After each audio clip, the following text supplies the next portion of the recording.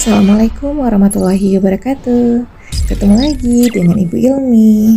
Nah, pada hari ini materi kita adalah tentang fotosintesis sebagai proses paling penting di bumi. Untuk pelajaran IPAS kelas 4 di sekolah kita SD Negeri 067245 Medan. Nah, tujuan pembelajarannya yaitu peserta didik memahami kebutuhan tumbuhan untuk melakukan fotosintesis serta hasil fotosintesisnya. Barangkali anak-anak ibu juga pernah berpikir ya, kalau manusia dan hewan ingin mencari makanan untuk hidupnya, mereka bisa bergerak. Tapi bagaimana dengan tumbuhan? Bagaimana ya tumbuhan mendapatkan makanannya?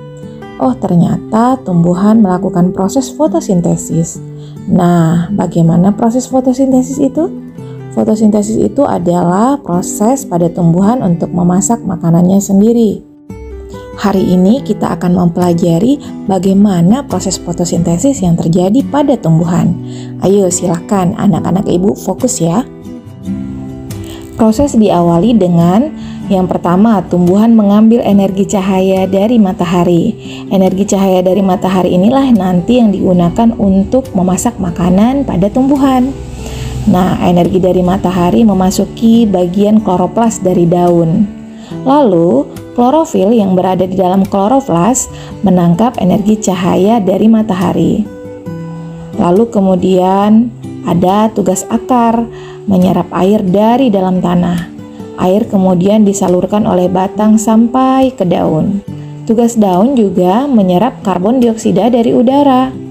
Setelah semua bahan terkumpul, maka dimulailah proses fotosintesisnya ya anak-anak ibu. Fotosintesis tersebut menghasilkan karbohidrat dan oksigen.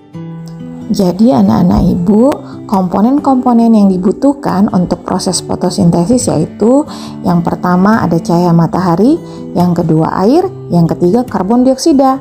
Ketiga komponen ini berasal dari alam. Nah, komponen selanjutnya ada klorofil. Ini berasal dari tumbuhan itu sendiri. Ketika proses fotosintesis sudah dilakukan, akan menghasilkan yang namanya karbohidrat dan oksigen.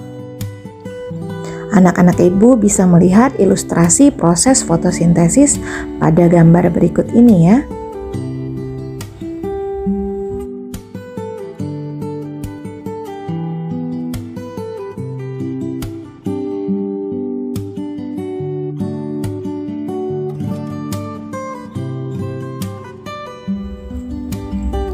Selanjutnya, apa pentingnya fotosintesis? Adanya fotosintesis membuat makhluk hidup bisa bernafas dan makan. Inilah yang membuat tanaman menjadi sangat penting di muka bumi ini. Semua tumbuhan yang kita makan bisa kita nikmati karena adanya proses fotosintesis. Agar sayur tumbuh besar dan siap dipanen, tanaman juga harus tumbuh besar terlebih dahulu.